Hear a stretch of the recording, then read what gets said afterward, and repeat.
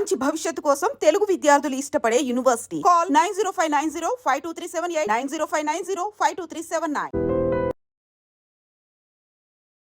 నమస్తే, welcome to I dream inside politics with కవిత.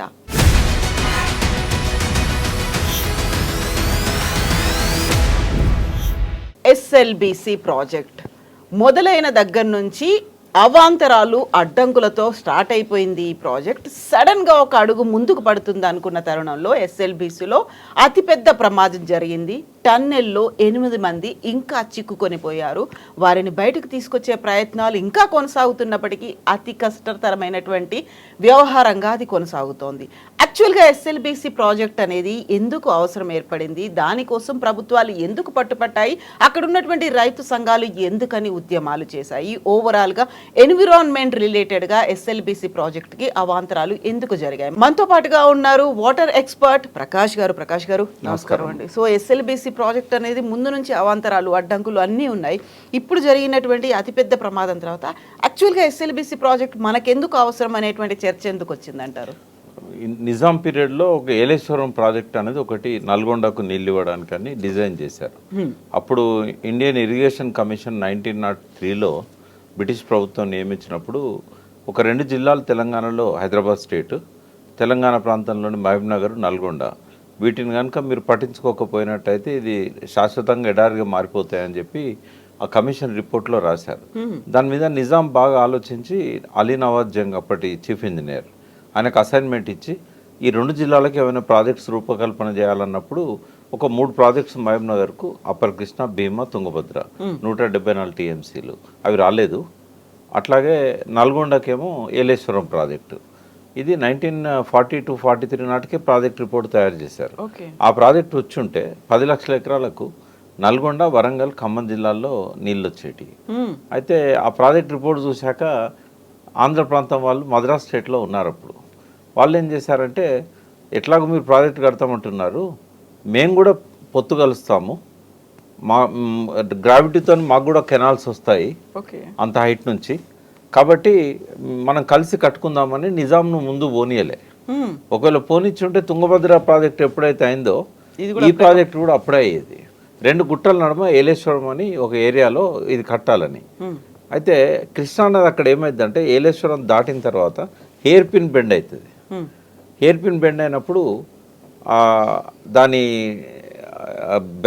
ఏదైతే dam site ఉంటుందో అది ఇట్లా మూల తిరిగింది. ఇట్లా అంతకుముందు కడితే ఏమయ్యేదంటే ముంపు ఆంధ్రకు ఉండేది, గుంటూరు జిల్లాకు, వంపు తెలంగాణకు ఉండేది. తెలంగాణకు చాలా ఫ్లో అనేది చాలా, ఇప్పుడు రైట్ కెనాల్ నాగార్జున సార్ నీళ్ళు ఎట్లా పోయేదో అంత ఫ్లో ఉండేది ఇక్కడ ఈ 3 జిల్లాలకు 10 లక్షల ఎకరాలకు. అయితే కేఎల్ రావు ఏం చేశాడంటే, ఏలేశ్వరం దగ్గర డ్యామ్ కట్టినట్టయితే ఆంధ్రకు నీళ్లు రావడం కష్టమవుతుంది, గార్జ్ పోర్షన్ ఉంటుంది, గుట్టలు ఉంటాయి, కాబట్టి కిందికి కట్టినట్టయితే మాకు మీకు ఇద్దరికి కన్వీనియంట్గా ఉంటుందని. అప్పుడు నీళ్ళల్లో పెద్ద ఎక్స్పర్ట్స్ లేరు. ఆయన నవాబ్ అలీ నవాజ్ జంగ్ ఎవరైతే ప్రాజెక్ట్ డిజైన్ చేసిండో ఆయన 1949లో చనిపోయిండు. ఆయన డిజైన్ చేసిన ప్రాజెక్ట్ అది. చనిపోయినాక ఏమైంది, పోలీస్ యాక్షన్ తర్వాత మొత్తం ఆంధ్ర ఇంజనీర్స్ వచ్చేసిండ్రు ఇక్కడికి. ఆంధ్ర ఇంజనీర్స్ వచ్చిన తర్వాత వాళ్ళు ఇంకా దీన్నే ఎంకరేజ్ చేశారు. కేఎల్ రావు ఏదైతే చెప్పాడో, ఆ ముక్త్యాల రాజా అని ఆయన గుర్రం మీద గుర్రబండి కట్టించి కేఎల్ రావుని తీసుకుపోయి ఆ నందికొండ దగ్గర ఇక్కడ స్టోన్ ఉంది, ఇక్కడ కడితే బాగుంటుందని. అప్పుడేమైంది, తెలంగాణ ముంపుకు గురైంది, దేవరకొండ, నల్గొండ ఇవన్నీ ముంపుకు గురైనాయి, వంపేమో ఆంధ్రకైంది. అందుకే ఇవాళ 21,000 క్యూసెక్ల కాల్వనేమో ఆంధ్ర పోతుంది, హార్డ్లీ 11,000 క్యూసెక్లు ఒక టీఎంసీ కూడా తెలంగాణకు వస్తలేదు. దానికి కూడా ఏం చేస్తారంటే రిజర్వాయర్లకు వెళ్ళి ఒక చిన్న కాలువ తీసి 3 తూములు ఉంటాయి, చిన్న తూములు, అందులోకెళ్ళి బయటికి పంపిస్తూ ఉంటారు. దీనివల్ల ఏం జరిగిందంటే హైట్ నుంచి డౌన్కి వచ్చేసరికి ఒక 5-6 లక్షల ఎకరాలకు నీళ్లు రావాల్సింది రాకుండా పోయింది. నాగార్జున సార్ ఆయకట్టు ఇప్పుడు కేవలం 5.5 lakhs ఎకర్స్, మ్యాక్సిమం 6 lakhs ఎకర్సే నల్గొండకు ఉంది. ఇంకో 2 లక్షలు చిల్లర, అంటే నల్గొండ ఖమ్మం కూడా కలిపి కూడా మనకు 6 లక్షల ఎకరాలు కూడా రాలేదు. మళ్ళీ నూజివీడు దాకా దాన్ని పొడిగించారు. అయితే కేఎల్ రావు చేసిన ఈ అన్యాయాన్ని ఎట్లా సరి చేయాలి, నల్గొండ ప్రజలు చాలా బాధలు పడుతున్నారు. ఏలేశ్వరం ప్రాజెక్టే ఆ రోజు వచ్చుంటే ఈ టన్నెల్ అక్కడ అవసరం లేకపోయేది. దీంతో ఎందుకంటే అది కింద కదా, శ్రీశైలం నుంచి డౌన్కి వచ్చినాక ఇప్పుడు నాగార్జున సార్ ముంపు ఏరియాలో ఏలేశ్వరం ఉంది. కాబట్టి మనకి ఈ చిక్కులు ఉండకపోయేది, టన్నెల్ ఇది అంత ఉండకపోయేది, మంచిగా గ్రావిటీతో నీళ్ళు వచ్చేటి. అయితే అది రాకపోవడం వల్ల నాగార్జున సార్ కట్టినా కూడా ఫ్లోరైడ్ అఫెక్టెడ్ ఏరియాకు నీళ్ళు రాలే. దానివల్ల ఇవాళ ఎంతమంది సఫర్ అవుతున్నారు, దాదాపు కొన్ని వేల కుటుంబాలు 30 ఏళ్ళకే ముసలోళ్ళు అయిపోయి ఫ్లోరైడ్తో చాలా బాధలు పడ్డారు. దీనికి కారణం ఆ ప్రాజెక్ట్ రాకపోవడం. అయితే ప్రత్యామ్నాయం ఏదైనా చేయాలని చెప్పి ఈ అన్యాయాన్ని 69 ఉద్యమంలో జయశంకర్ లాంటి వాళ్ళు ఆయన ఒక బుక్ రాశాడు జయశంకర్. అందులో ఇది ప్రత్యేకంగా మెన్షన్ చేశాడు. నల్గొండ నష్టపోయింది ఏలేశ్వరం కనుక రాకపోవడం వల్ల. అయితే దాన్ని చెన్నారెడ్డి గుర్తుపెట్టుకొని ఆయన ముఖ్యమంత్రి అయిన తర్వాత ఈ నష్టపోయిన ప్రాంతానికి ఫ్లోరైడ్ ఎఫెక్టెడ్ ప్రాంతం కావచ్చు, అప్లాండ్ ఏరియాస్ కావచ్చు, ఏదన్నా మనం చేయాలి అని చెప్పి నిపుణులకు ఒక అసైన్మెంట్ ఇచ్చాడు. మీరు ఇంకేదన్నా ప్రాజెక్ట్ ఆలోచించండి, గ్రావిటీతో నీళ్ళు రావాలి అప్లాండ్ ఏరియాస్కి. అయితే అప్పటికి నాగార్జున సార్లో లిఫ్ట్లు పెట్టారు. అంటే లిఫ్ట్ల ప్రపోజలు ప్రాజెక్ట్ రిపోర్ట్లో ఉంది. అందులో ఏం కమిట్ అయిందంటే ఈ అసంతృప్తి వస్తుందని చెప్పి ఈ లిఫ్ట్లన్నీ గవర్నమెంటే పెడుతుంది, వాటి కరెంట్ బిల్లులు కానీ మెయింటెనెన్స్ కానీ గవర్నమెంటే చేస్తుంది. 1,00,000 ఎకరాలకు మేము మీకు లిఫ్ట్లతో నీళ్ళు ఇస్తామని చెప్పారు. లాస్ట్ 30,000 ఎకరాలకు రైతులే సొంతంగా ఏర్పాటు చేసుకున్నారు 40-41 లిఫ్ట్. దానికి కూడా కరెంట్ బిల్ కట్టలే. కేసీఆర్ పాదయాత్ర 2003లో చేసేదాకా వాటిని పట్టించుకున్న పాపన పోలేదు. ఏవిఎస్ రెడ్డి కమిటీ అయినప్పుడు ఐఏఎస్ ఆఫీసర్ ఆధ్వర్యంలో కమిటీ వేసినా కూడా వాళ్ళు రికమెండ్ చేశారు, ఇవి ప్రాజెక్ట్ రిపోర్ట్లో ఉన్నాయి, మీరు మనం చేయాలి అని. అయినా పట్టించుకోలే. ఆంధ్రాలోనేమో రైట్ కెనాల్ మీద ఆడ 42 లిఫ్ట్లు పెట్టారు, అది ప్రాజెక్ట్ రిపోర్ట్లో లేదు. వాళ్ళకి అవసరానికి మించి నీళ్ళు ఇచ్చారు, రిపోర్ట్లు లేకపోయినా ఆ ఖర్చు ఏమో గవర్నమెంట్ పెట్టుకున్నది. ఇంత అన్యాయం జరుగుతుంటే చెన్నారెడ్డి ముఖ్యమంత్రి అయినాక సర్వే చేయండి అంటే శ్రీశైలం టన్నెల్ స్కీమ్ అనేది ఒకటి వాళ్ళు డిజైన్ చేశారు. 1980 నాటికే రిపోర్టు అంజయ్య ఈ రిపోర్ట్ ఆర్డర్ ఇచ్చాడు, కానీ రిపోర్ట్ వచ్చే నాటికి ఆయన దిగిపోయాడు. అంజయ్య టంగుటూరు అంజయ్య గారు అప్పుడు ముఖ్యమంత్రి. అంజయ్య గారు ముందు పెట్టారు. అంజయ్య గారు అక్కడ అక్కమ్మ బిల్లం దగ్గర ఇనాగరేషన్ కూడా చేశాడు శ్రీశైలం దీనికి టన్నెల్ స్కీమ్కి. చేసిన తర్వాత ఎన్టీ రామారావు వచ్చాడు. ఈ పనులు ఇంకా మొదలు కాలేదు, రిపోర్ట్ అంతా తయారైంది, పర్మిషన్లో పోవాలి కదా, 17 శాఖల నుంచి రావాలి. అయితే అప్పుడు వచ్చిన ఎన్టీ రామారావు ఏం చేసిందంటే నల్గొండ ఎమ్మెల్యేలు అందరినీ పిలిచి అఖిలపక్ష మీటింగ్ పెట్టి ఈ టన్నెల్ ఇప్పుడు అయ్యేదా పోయేదా, 40-50 కిలోమీటర్స్ టన్నెల్ అని అంటే చాలా టైం పడుతుంది, మీకున్న సమస్యలు. ఆయన పొలిటికల్ ముఖ్యమంత్రి కాదు, ఆయన హ్యుమానిటేరియన్ ముఖ్యమంత్రి. ఆ రోజున్న పరిస్థితి చూశాడు, ఇదంతా లేట్ అవుతుంది, మీకు నీళ్ళు ఇవ్వాలనే సంకల్పం ఉంది నాకు, మీరు తొందరగా అవుతుంది లిఫ్ట్ పెట్టుకోండి, దాన్ని నేనేం క్యాన్సిల్ చేయను, అది అట్లే ఉంటుంది, మీరు తర్వాత అది చేసుకోవచ్చు, ముందైతే లిఫ్ట్ పెట్టుకోండి అని చెప్పాడు. అఖిలపక్షంలో కూడా అందరూ కొంచెం వాదించిన తర్వాత లాస్ట్కి ఒప్పుకున్నారు, అదేం రద్దు చేయట్లేదు కదా, గ్రావిటీతో వచ్చేదాన్ని లిఫ్ట్ ఎందుకు తీసుకోవాలనేది ఒక ప్రశ్న వచ్చింది. ఇట్లా తాత్కాలిక మెజర్గా లిఫ్ట్ పెట్టుకుందాం, తర్వాత గ్రావిటీతో వచ్చినాక లిఫ్ట్ తీసేద్దామని అన్నాడు. అన్న తర్వాత ఒప్పుకున్నారు. ఒప్పుకున్న తర్వాత 10 ఏళ్ళు పట్టింది ఆ లిఫ్ట్కు శ్రీకారం చుట్టడానికి. అది కూడా ఎందుకు కలిగింది, ఈయన అన్నాడు కానీ ముందు పోలే ఫైలు.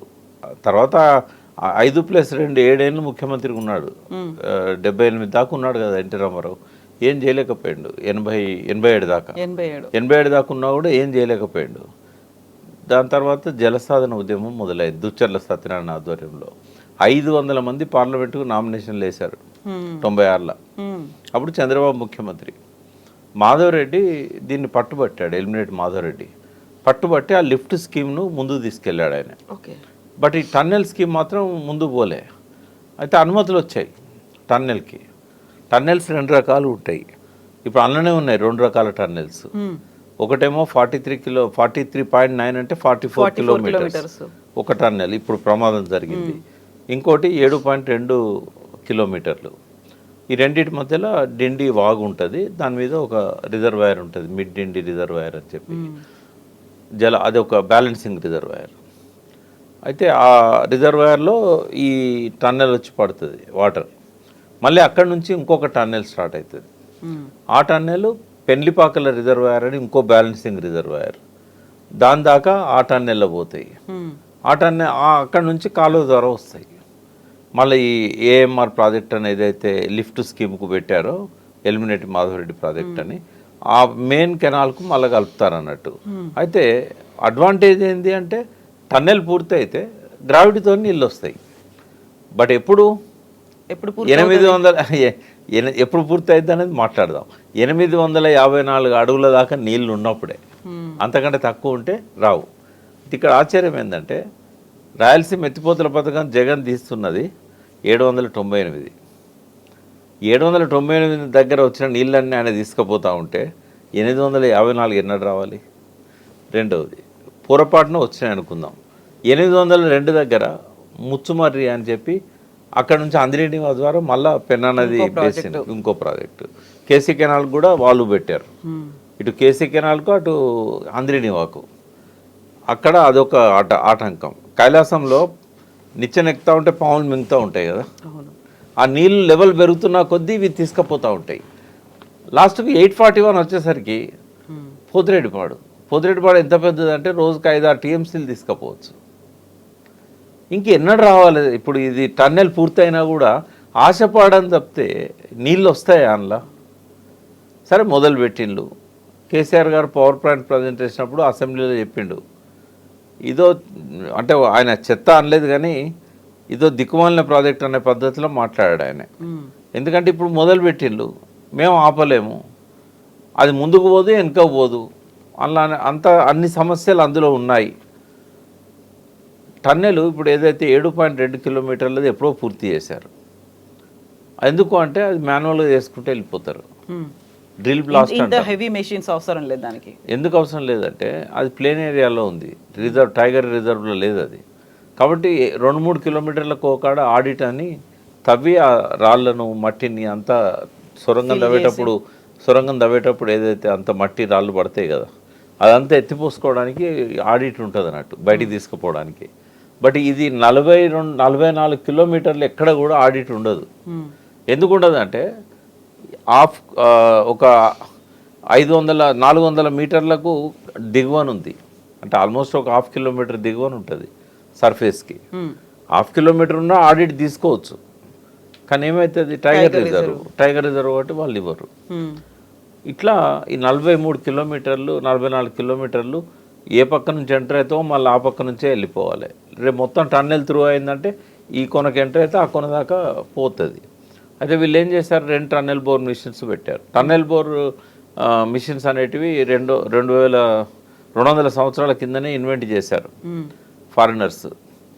సో అక్కడ అమెరికాలో కానీ జర్మనీలో కానీ ఇవన్నీ టెక్నాలజీ వాడుతున్నారు. లండన్లో కూడా థేమ్స్ నది కింద 1825లో ఒక టన్నెల్ తీశారు. అయితే అక్కడ రైల్వే మార్గాల కోసం, లండన్లో రైల్వే మార్గాల కోసం, వీటన్నిటి కోసం టన్నెల్ సిస్టమ్, టన్నెల్ బోరింగ్ మిషన్లతోనే ఆ రోజుల్లోనే స్టార్ట్ అయింది. అయితే ఇది ఏజ్ ఓల్డ్ టెక్నాలజీ కదా, ఇది తెప్పిస్తే మనకు ఇబ్బంది ఏముండదు అని చెప్పేసి 44 కిలోమీటర్ల టన్నెల్ ఇరిగేషన్ కోసం వాడడం అనేది వరల్డ్ రికార్డ్ ముందు ఎక్కడ లేదు. ఇప్పుడు ఈవెన్ కాళేశ్వరంలో కూడా 203 కిలోమీటర్ల టన్నెల్స్ తీశారు.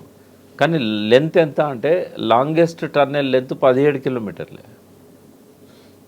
కాబట్టి ఇంతకుముందు అనుభవం లేదు, ఫస్ట్ టైం, వరల్డ్నే ఫస్ట్ టైం.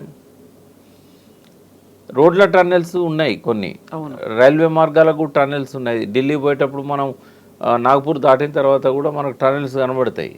ఆ టన్నెల్ ఎంత 1 కిలోమీటర్ 1/2 కిలోమీటర్ తప్ప కిలోమీటర్ల కొద్దీ లేదు. రోడ్ టన్నెల్ నేషనల్ హైవేస్లో కూడా టన్నెల్స్ ఉన్నాయి.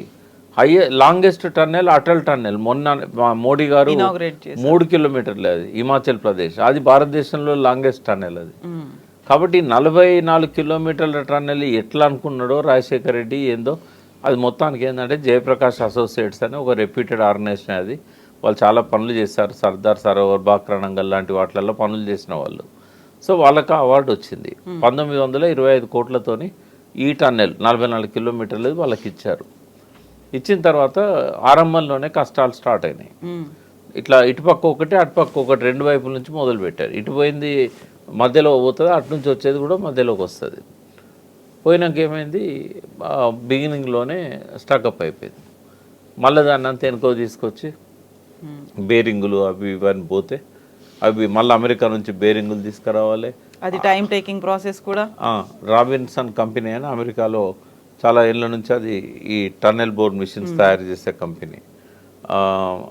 లండన్ కూడా అదే కంపెనీ సప్లై చేసింది. సో ఆ కంపెనీ వాళ్ళ దగ్గర బుక్ చేశారు. సో వాడు వచ్చి మళ్ళీ కస్టమ్స్ దగ్గర నెలల కొద్ది పడి ఉన్నాయి అవి, ఎందుకంటే వీటన్నిటి మీద కస్టమ్స్ డ్యూటీ చాలా ఎక్కువ ఉంటుంది. ఆ డబ్బులు కట్టలేక ఇక్కడ నుంచి అవి నెలల కొద్దీ ఆడ బాంబే పోర్ట్లో పడిపోయినాయి అన్ని. ఇట్లా మొత్తానికి ఏంటంటే మళ్ళీ దాన్ని రీఫిక్స్ చేశారు, మళ్ళీ స్టార్ట్ చేశారు. 2014 నాటి వరకు ఒక 22 కిలోమీటర్ల టన్నెల్ తీయగలిగారు. రోజుకి ఎంత 1 మీటర్ 2 మీటర్లు కూడా పోదు, అది 1 మీటర్ పోతే ఎక్కువ ఒక రోజు. అయితే దాని పని ఏముంటుందంటే హార్డ్ రాకుంటేనేమో పలగొట్టుకుంటే వెళ్ళిపోతుంది, కానీ లూజ్ సాయిల్న కాడ సీపేజ్ ఉన్న కాడ అవును ఇవన్నీ సిమెంట్ బ్లాక్స్ తీసుకుపోయి ఫిక్స్ చేస్తారు. మళ్ళీ ప్రొటెక్టింగ్ వాల్ లాగా కూడా కట్టుకోవాలి. ప్రీ ఫ్యాబ్రికేటెడ్, ఒకటి లోపల గ్రౌటింగ్ చేయాలి. ఎంతవరకు అయితే ఆ లీకేజ్ వస్తున్నదో సిమెంట్ గ్రౌటింగ్ చేయాలి, అది రాకుండా హోల్ను మూసేయాలి. తర్వాత అది క్యూరింగ్ అయిన తర్వాత మళ్ళీ కెమికల్ గ్రౌటింగ్ లాంటివి చేసి ఆ తర్వాత ఈ ప్లేట్లను ఫిక్స్ చేయాలి. అట్లా చేస్తేనే ఉంటుంది అది, లేకపోతే ఉండదు. అయితే ఈ చేసే క్రమంలోనే వీళ్ళు ఏమనుకున్నారు, సరే కేసీఆర్ గవర్నమెంట్ వచ్చిన తర్వాత ఆయన ఒక 1127 కోట్లు ఆయన గవర్నమెంట్లో కూడా ఇచ్చారు. నాకు నిన్నటిదాకా ఆ ఇన్ఫర్మేషన్ లేకుండే, వేరే కాడ మాట్లాడేటప్పుడు కూడా నేను ఏం పెట్టలేదని చెప్పాను. బట్ అది కరెక్ట్ కాదు. 1127 కోట్లు పెట్టి ఇంకో 11 కిలోమీటర్లు దీన్ని అదనంగా తీసుకుపోగలిగాడు.